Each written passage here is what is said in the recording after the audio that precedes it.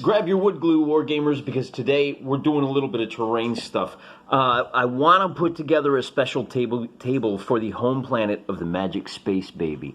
And a couple of things. It's only going to be used for a couple of scenarios. I don't want to spend a whole lot of time on this. It's not going in the permanent collection. So I've been thinking about how to slap together a real quick table that I can use a few times and then huck in the garbage and not feel bad about like I wasted a whole lot of time. So I grabbed a bunch of stuff from my bits box, things like old bases that weren't going to be used or that I cut for one project and then they didn't get used for whatever reason. So I've just been hanging on to these because I am a war gamer, so that means I'm a bit of a hoarder. I've got a Scrubby, and it's an alien planet. I've got a bunch of old plastic stuff here that I think is going to work really good. This, the trees that I use in my forests? This is an extinct tree from like the Jurassic era that doesn't work in the modern day. It came in the tubes. It's a hard plastic, and I've just been hanging on to it for a long time. Not really sure why. I'm going to use it today. I'm going to throw together a little bit of alien planet terrain, quick and dirty, but I want to show you how easy terrain is. So let's go out and meet one of my good buddies out in the garage first. Say hi to Sasquatch, everybody. He's my good buddy. We spent a little time together. But what's best about him is he's actually a bit of a guard rabbit. He's going to be guarding my base. All my terrain is just like me, totally based. So I made a couple of hills for my 2mm figures, and I had all of this. It's about, as you can see, it's about 10 millimeters thick. It's just foam core. Got to be careful when you paint it, but I thought it'd be useful. It's just the right size. If I hold it out just far enough, you can see it's a little smaller than 2x2, but I think that's going to be good for a skirmish board. I took some spray adhesive, hit it hard, and then I just threw little bits of sand on there to texture it up. That's going to be the base. Sasquatch is great. He's a Flemish giant, and he is a lot of fun. He's also a very gentle giant. So to start with, this is the same kind of foam core that I used for my 2mm hills. If we grab our... Oh, I don't have Chicken Joe. Where... Okay, hang on, wait, I gotta find my... Where's the Pirate Biscotti? Here we go. Here we go, I think I've shown you this guy before. This is Biscotti the Pirate. Actually, it's Bis and Scotty. And he's 15mm, so just to kind of show you how these hills look against 15mm. Like I said, it's a 10mm hill. It's really kind of more of a low hill than anything else, but it's basically free real estate. So we're going to use that. If it's a little low for 2mm, whatever. All right, this is a mess. So let's get started by organizing this a little bit better. I did use wood glue already to fix this. We're just waiting for that to dry. I'm going to put my two little dunes or hills away. And again, because this is an alien planet, I'm not anticipating it having to be terribly flexible. So we'll go ahead and tuck our vegetables out of the way over there. All of our vegetation. Here's our bases that we have to work with for our terrain. And then we have a collection of rocks. Now this time when I went out in the garden, normally I look for rocks that are very smooth edge with a little bit of character to them. This time I went out and looked for unusual ones. I like this guy because he's very bumpy. He is very porous, and I think that's going to... It looks a little dirty. It's really not. I already washed all these guys.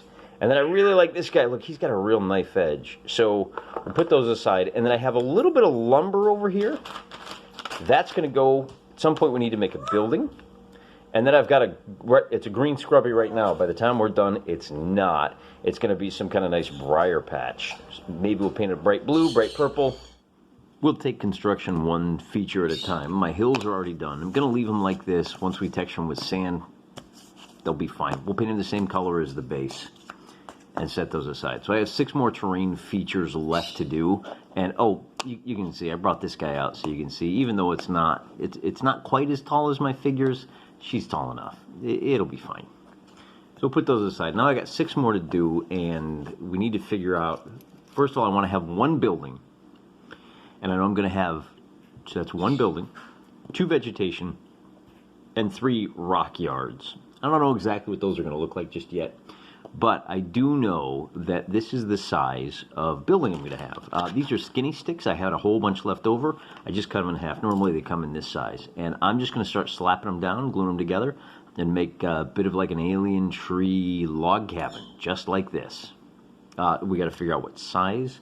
I think this guy right here is going to be perfect. And we're going to use the old Lincoln log trick. And that's it. We'll be back. Popsicle sticks. Find a nice little pattern. We're going to paint it up. It's going to look a little strange until I do. Right now it just looks like a big pile of sticks. Once we paint it up as a nice little, look at it, see if it's right there under a sunshade. We got a little door you got a duct to get in. Maybe we'll hang a little sheet there and paint that in as well. And when you use that for tabletop, it's going to look like a nice little alien cabin. Moving on. All right, 5 to go. So I'm going to start with this bad boy. And again, we're using wood glue because we're using wood bases here. So this should help prevent the bases from warping. And I'm just going to glue this sucker down like so. And I'm starting with this big boy. He's going to be just sitting there all by his lonesome.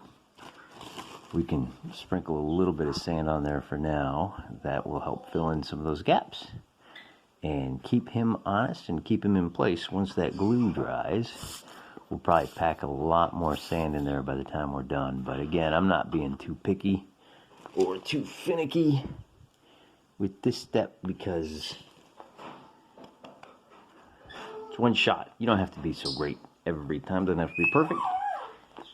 By the time we paint it, it's going to have a lot of character. This is going to be the interesting one. I really like this little wedge. And so we're going to build ourselves a little oasis.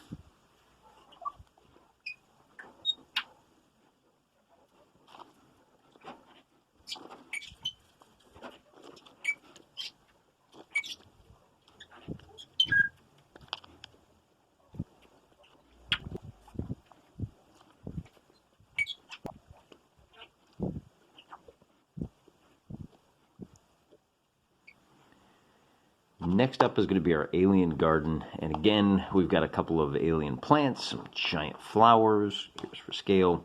So this is largely going to be a sightline blocking, but I'd like to have at least one trail through to keep it interesting. So we can start by, you kind of dry fit as best you can. I think what we'll do is put one of these guys here, and we can kind of build a cluster of cover and vegetation around him. A nice fat stone like this is going to, he's okay. I think I like this one a little bit better though. The important thing here is to try and wedge it in like that so that these can kind of support each other. Supporting each other is what good wargame terrain does, just like good wargamers. So, here's me is the rock, and here's you the tree, and here's all of my wonderful commenters, and you stick it all together, and now you've got something that's a whole lot more powerful than if you just had any one of those on a tiny little base alone. The other thing is you're going to stick that in there, and it kind of seals up some of the gaps like that. And see, we've already got one corner done. This ain't hard.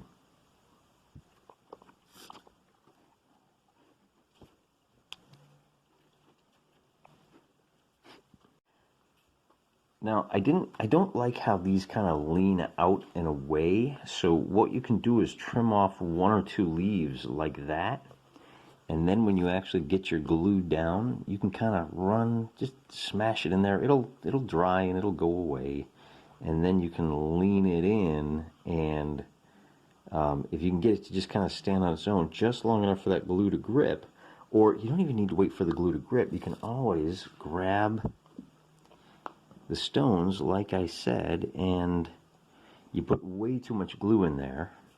It doesn't matter if it's too much glue because it's going to dry, it's going to shrink. And when everything falls apart like that, you don't have to worry about it because you can just stand it back up, jam another stone in there, jam another stone in there, and you're off to the races. See? One of the other things you can do is grab a clothespin and kind of pin that sucker in place until it fully dries. I'm going to go ahead. I think that's the best we're going to do for now. Maybe get one more little rock in there. Like I said, I want to get a lot of vegetation in here.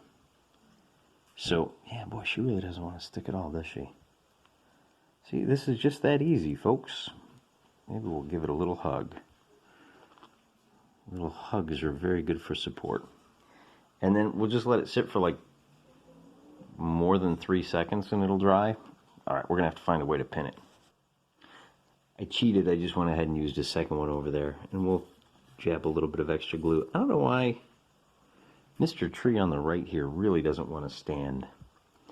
But as we've already oh boy, and I just blew him over with the glue. Too much glue here. Lets me drop this guy down.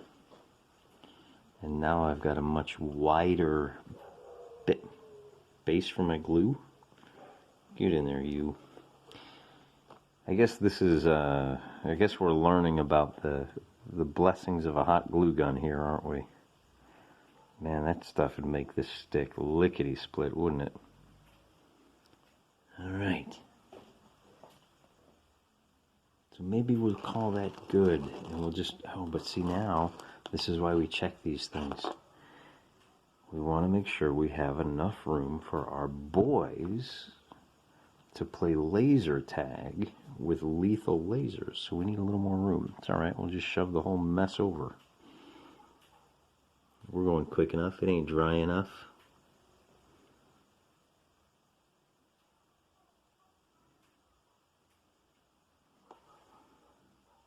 If it can stand with the wet glue, it'll stand with the dry glue, right? That's the theory anyway. And now you can see exactly how much extra glue we had in there. And it's not enough. Just gonna pile it in there. And then you get in there. And now we need to wait. We're gonna hold off on this piece. I'm gonna set this aside. But you can see we've already got a nice little trail going through. So I'm gonna slide this over. And yeah, call that pretty good. Pretty good. I got this guy here. I'm gonna tempt fate. We're gonna cut off one of these big fat broad leaves. And we're gonna, you see over here, we're gonna go ahead and tuck them in while that glue is dry and see if we can't do it without wrecking everything. Go ahead, buddy, get in. Oh yeah, see that? That's how we do it. So we have a couple of flowers over here that are also gonna be, we'll put one on there, but the other two, let's dump more rocks on this guy. And one of the things I like to do is kind of mix and match. I've got a couple of those tall greenery on there. I'm going to put one more at least. So I'm going to put one here amid this big boy.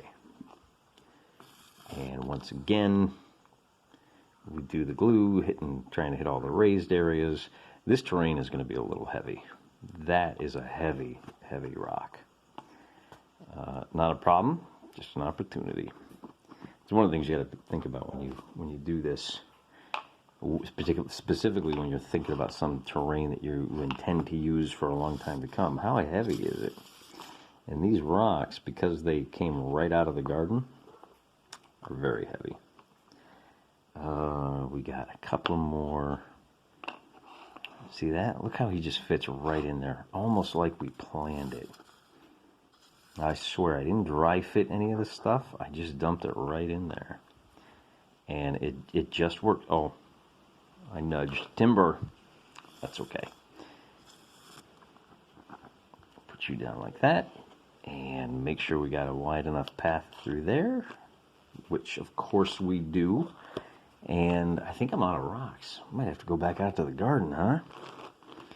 Well, he looks a little lonely out there, but I don't care.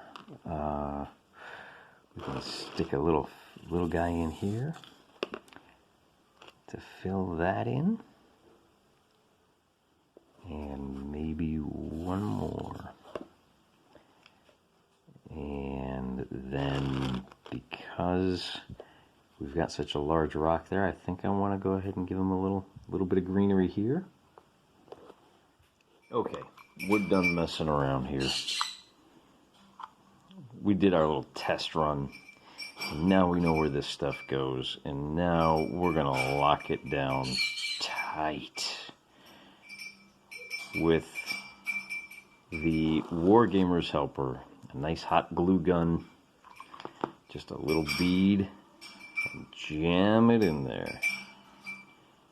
And then once that dries, we are going to be cooking with gas. We still have our fancy rock here.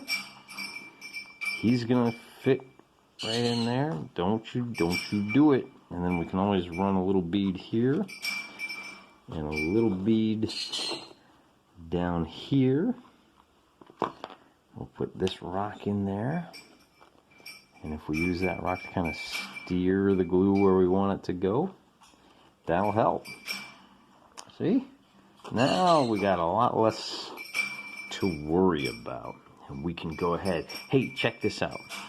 See these little guys? This little green scrubber. We're going to make a nice little pad full of... So, a little bit of green scrubby. Let me go ahead and tack this little guy down here. And again, what we want to do is have a little bit of consistency to our vegetation. So we'll stick another little giant flower in there. So we have a couple of giant flowers, one there and one there. And then these are really simple to make. All you got to do is take some... Position this. Here we go. So I have a little more space.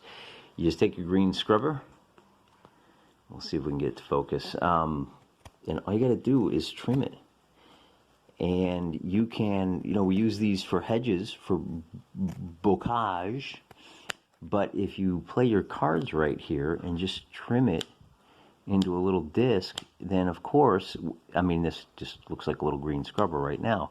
But you'll see, once we get a weird alien paint job with all kinds of purples and oranges and God only knows what color, then it's really going to start to help make this look like the kind of place you wouldn't want to go to unless you're getting paid a lot of money to smuggle things that aren't supposed to be there onto the planet. Things like a magic space baby. We'll do a real simple paint job and, quick and dirty. And I think we need, so look back here, see back there? That's looking a little bare, so I'm going to run a little bead, and we'll just drop a couple of stones and kind of cover that seam in. And when we drop the sand in there, that will help cover that up as well. Maybe one more little bit right there. Because right now it just looks like a plastic plant that's dropped there. We can put a little bit more of this in there to add some texture. And there you go. I have these little white flowers that I got off of plastic plants. We'll jam you in there too. Let's hope you stick. And see, now we've got a little bit more detail. If we look down in here, yeah, we got a little gap down there. So we'll shoot some glue and we'll drop a little plant. Peeking out there. Oh, I got a little bead of glue there. Hopefully that little bead of glue right there. Hopefully it doesn't show up. We're running out of stuff. That's okay. When we run out of stuff, we're just going to drop sand to texture it. So there is our third blocking terrain done. See how they're looking so far? And then we have another one of these that we can put on our big board. I think we want to dump it right there, maybe. I like that plan. So, hot glue. And this is the sweet time, isn't it?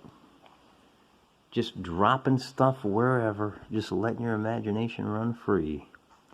Making something nobody's seen before. And the great part about science fiction is nobody can come along and tell you you put too many buttons on that soldier's uniform. It's your uniform to put as many buttons on as you want. It's not for them to say. That has its pleasures, trying to be as historically accurate as possible. But so does this. And when you're done, you'll have something that looks a little bit like this. Still doesn't look like much, but again, if you compare it to our reference figure, you'll see it's not meant to. It provides a nice bit of cover. It's a little bit of blocking terrain. And once we paint it up, it's going to look just nice. And there you have it. 8 pieces of terrain slapped together in about 2 hours. I know Sora's very excited back there. A couple of hills, great big fat rock, little oasis. Look at this little guy right here. He's just a bit of sprue from plastic flowers that I had left over after cutting off all the flowers. We got some bounce moss, and then on the when I was done with this, I realized if I put a couple of pieces of that on my little cabin, it's going to tie these 2 pieces together. Speaking of tying pieces together, I just slapped all of this together, and look what we've got here. Oh, maybe I should show you. There's our pirate to show you scale. This is blocking terrain, and I've taken to trying to build paths through terrain. And look what we can do. We can line this up like so that you have a bit of a junction. We can tilt this like this. But what's really great about this is it all ties together as kind of a nice happy accident. There's all kinds of ways you can put this to make your table your own. And again, with alien planets, what kind of plants are these? All you got to do is paint them right. You go with weird colors you don't see in the real world. Purples, hot blues, hot pinks, and nobody's going to know. Nobody's going to tell. It's going to look weird. It's going to look strange. And it's going to look appropriate for your table. In fact, whether or not it's appropriate for your table is entirely up to you because it is your table. Don't be too anal retentive about all of this stuff. Back in the day, we put masking tape on a ping pong table and drew blue marker for streams and brown marker for roads, and we had a great time with it. Every little step up you do is an improvement on something like that. So, a lot of times you spend a lot of time looking online and thinking, oh, I wish I could do as good. You don't have to do as good as that.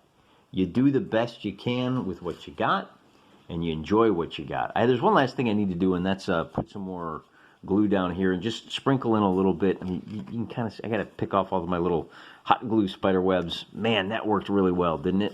Hot glue is the Wargamer's friend, I tell you what. So, you guys know how that stuff works. I'm not going to bore you with just sprinkling a little bit of sand on these bases.